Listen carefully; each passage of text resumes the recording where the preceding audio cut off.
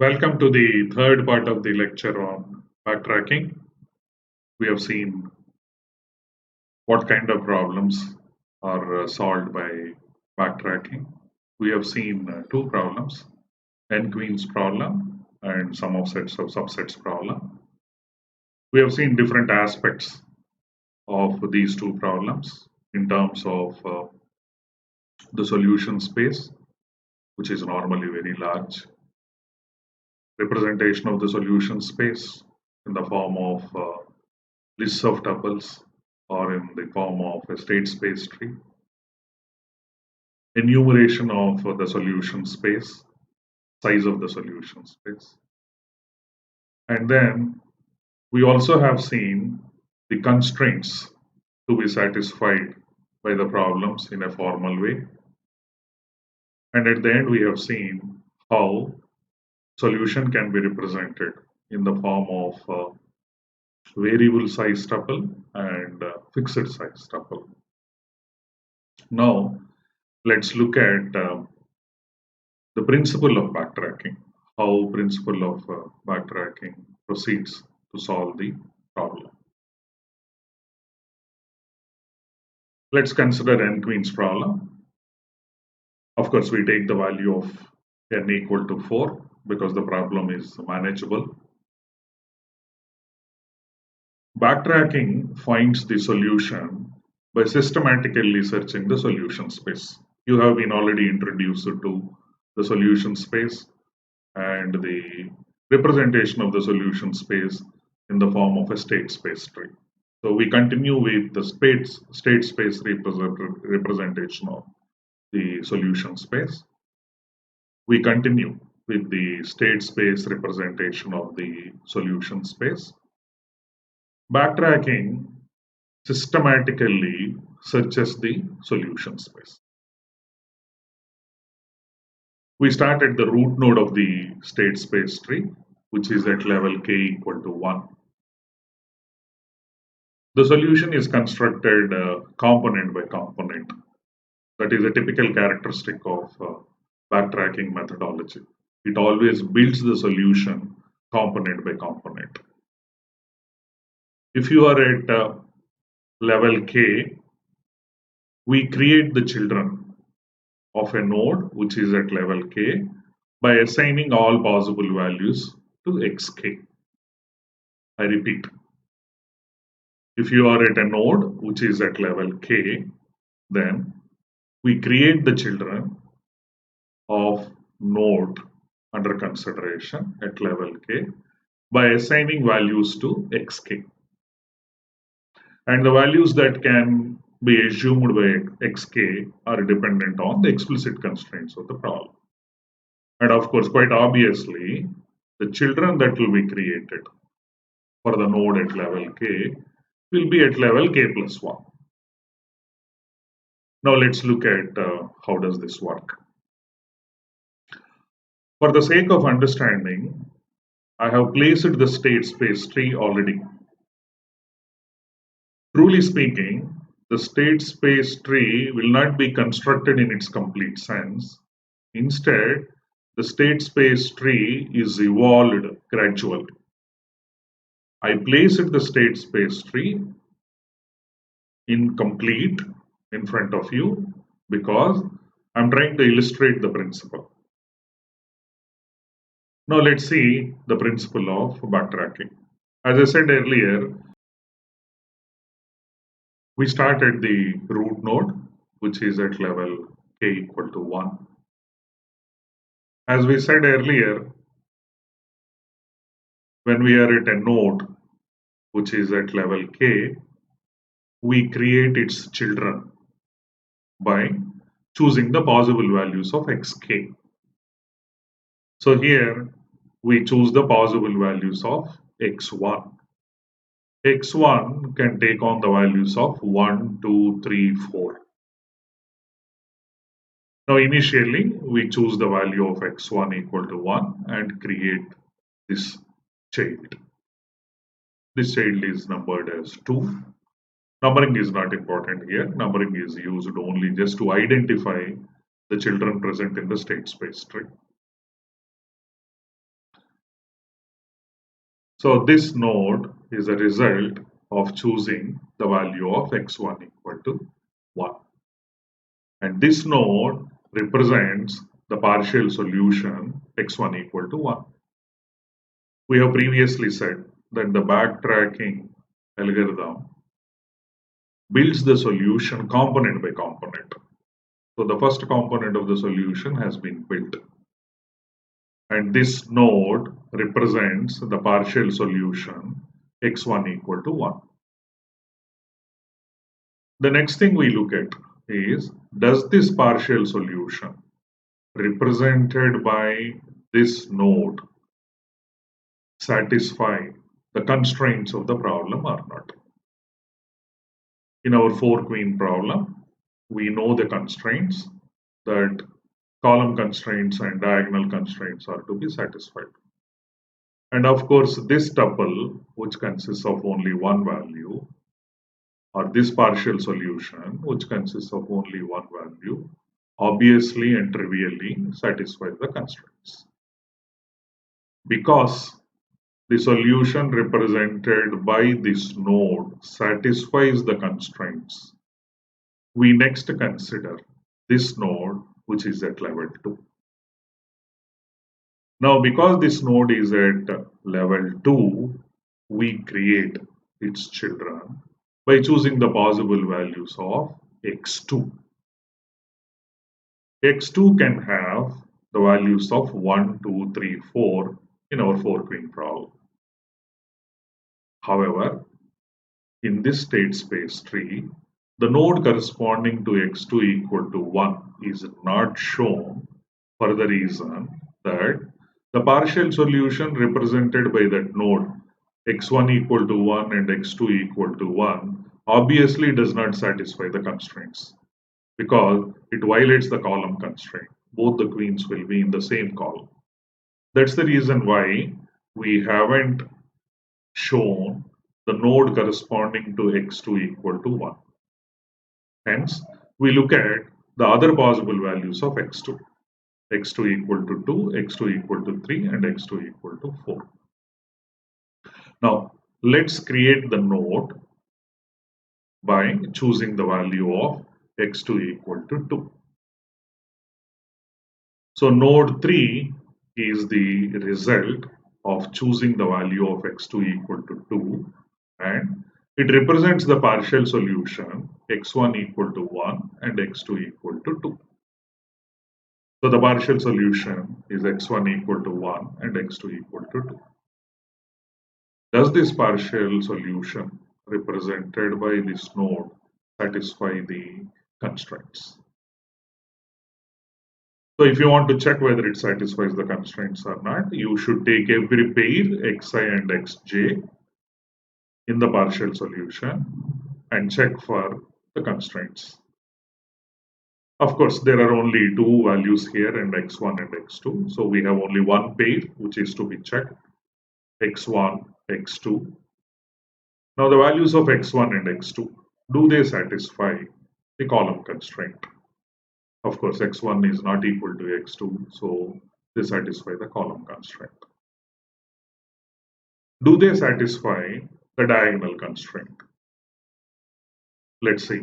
The absolute difference of the rows 1 and 2 is 1.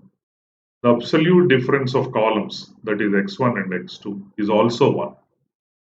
1 minus 2 is minus 1, absolute value is 1. And the column values, 1 minus 2, the absolute value is 1. And hence, it does not satisfy the diagonal constraint because the row sum is equal to the column, row difference is equal to the column difference. So this node does not satisfy the constraints laid by the problem, and hence it is futile, it is not fruitful to explore this part of the solution space defined by the values of x3 and x4 as shown in the diagram. This is one important aspect of backtracking that is to be thoroughly understood. once at a particular node defined by a solution tuple. For example, in this case, x1 equal to 1 and x2 equal to 2, is realized that it violates the constraints laid by the problem, we do not further explore in the state space tree. This is called as pruning the solution space. Because we no more look at the solution space, we are pruning, we are cutting away from our consideration. Then what is the next step that is accomplished in backtracking? Because we found that the partial solution by choosing the value of x2 equal to 2 does not satisfy the constraints laid by the problem. We look at the next possible alternative. The next possible alternative is x2 equal to 3. So by choosing the value of x2 equal to 3, we create the child 8. And this child 8 defines the partial solution x1 equal to 1 and x2 equal to 3. So this is the partial solution x1 equal to 1 and x2 equal to 3 defined by the child number 8, which is created by choosing the value of x2 equal to 3. Now does it satisfy the constraints? Let us see. The column constraint is satisfied because x1 is not equal to x2. Now is the diagonal constraint satisfied? The row difference is 1 and the column difference is 2.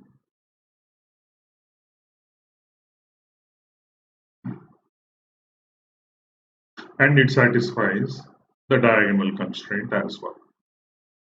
So we conclude that the partial solution represented by node 8 satisfies the constraints laid by the problem. So we continue to explore this node and try to build the next component of the solution at node 8. So how do we do it? Because this node is at level 3, we create its children by choosing the possible values of x3. So what are the possible values of x3? The possible values of x3 are once again 1, 2, 3, 4, but it is trivial to consider 1 and 3 because 1 and 3 have been already chosen by x1 and x2. If you choose either 1 or 3 for the variable x3, then it does not satisfy the column constraint. So you should realize that for the sake of simplicity, we have ignored the values of 1 and 3 in this state space tree. So what are the values left out for the variable x3? The possible values are 2 and 4. So now let's consider x3 equal to 2. As a result of choosing x3 equal to 2, the node 9 or the child 9 is created. Now this node 9 or the child 9 represents the partial solution x1 equal to 1, x2 equal to 3 and x3 equal to 2. So once again we check whether this partial solution satisfies the constraints or not. And we know that every pair xi, xj should satisfy the column constraint and the diagonal constraint. Do they satisfy the constraint? x1 and x2 we know already were realized to satisfy the required constraints. So we look at the pairs x1 and x3 followed by x2 and x3. Now let's see first the pair x1 and x3. They satisfy the column constraint because x1 is not equal to x3. Let's see whether they satisfy the diagonal constraints. The absolute row difference is 2. 1 minus 3, the absolute row difference is 2. And the absolute column difference is 1. 1 minus 2. the absolute difference is 1. So they are not equal. The row difference is not equal to the column difference. So we find that it satisfies the diagonal constraint as well. And finally, the last pair x2 and x3. So x2 and x3 satisfy the column constraint because x2 is not equal to x3. But however, we find that the diagonal constraint is not satisfied because the absolute row difference is 1 and the absolute column difference is also 1. So thus, the partial solution represented by node 9 does not satisfy the constraints. Hence, we prune this portion of the solution space and we does not explore these possibilities of value of x4 equal to 4. Then what is the next thing we do in backtracking? The next thing that happens in backtracking is the other value for x3, that is the other value for x3 is 4, is explored, and whether the resulting child, the resulting node, satisfies the partial solution represented by the node, satisfies the constraints or not. So we choose the value of x3 equal to 4, as a result of which the node 11, the child 11, is created, and this child 11 represents the partial solution x1 equal to 1, x2 equal to 3, and x3 equal to 4. Once again, let us check whether it satisfies the constraints of the problem or not. x1 and x2 were already proved to satisfy the constraints. So we look at x1 and x3 and the pair x2 and x3. x1 and x3 satisfy the column constraint because x1 is not equal to x3, and x1 and x3 also satisfy the diagonal constraint because the absolute row difference is 2 and the column difference is 3. So x1 and x3 satisfy both the constraints. And then let's look at x2 and x3. x2 and x3 satisfy the column constraint because x2 is not equal to x3. And let's look at the diagonal constraint. The row difference is 1 in its absolute sense. And the column difference is also 1 because 3 minus 4, 2 minus 3, the absolute values are 1 and the same. So we conclude that this child, this node, which represents the partial solution 1, 3, 4, violates the constraints, and hence we cannot explore further in the state space tree. If you cannot further explore in the state space tree, then what is the next thing to be accomplished? We find that we exhausted all the possible values of x3, 2 and 4. So there are no more values to be tried for x3. So what shall we do in this case? What we do, or what happens in backtracking, is because all the possible values at level 3 are explored, the algorithm backtracks and looks at the next possible value of x2. So we go back to the previous level, that is level 2, and look at the next possible value of x2. What is the unexplored next possible value of x2? The unexplored next possible value of x2 is 4. So this value is chosen and the child 13 or the node 13 is created. And this child 13 or the node 13 represents the partial solution x1 equal to 1 and x2 equal to 4. Once again, we check whether this satisfies the constraints or not.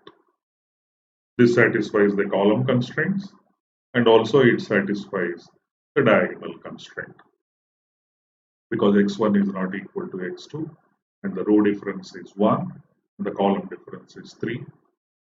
Hence, it satisfies the constraints of the problem. And now, because node 13 satisfies the constraints of the problem, it becomes a node eligible to explore the solution further. So we come to this node, which is at level 3, and look at the possible values of x3. The possible values of x3 here are 2 and 3 because obviously 1 and 4 cannot be chosen. So let's choose x3 equal to 2 and create the node 14. So this node 14 represents the partial solution 1, 4, 2. x1 equal to 1, x2 equal to 4 and x3. So by this time you might have realized what is the principle of backtracking. The principle of backtracking is that at any level k, it creates the children by choosing the possible values of xk. And if a child or node created by choosing the value of xk satisfies the constraints of the problem, then that node is further explored and the children of that node are created and the process is repeated.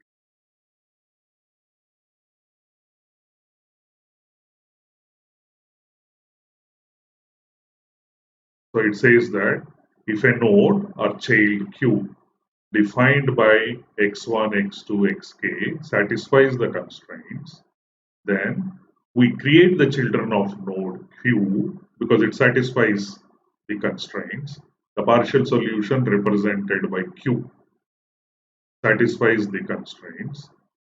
We create the children of node q by assigning the values to xk plus 1. And we repeat the process at one of the children of node q. Suppose if we cannot choose a value for xk. In case of 8 queens problem, it will be 1 less than or equal to xk less than or equal to 8 because it violates the constraints. Then we backtrack and choose the next value for xk minus 1 and proceed. That's what we have done precisely in the previous slide, where when we have failed to choose the values of x3, we backtrack and chosen the next possible value for x2 and then we try to continue. So this is the principle of backtracking.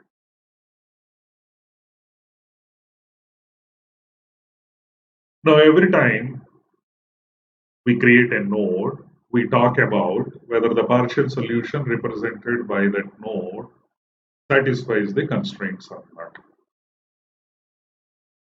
Now, the constraints to be satisfied by the partial solution are often encapsulated as a bounding function, which means that all the constraints that are to be satisfied by the partial solution or the solution of the problem, of course, at the end, they are bagged together and expressed as a function called as bounding function.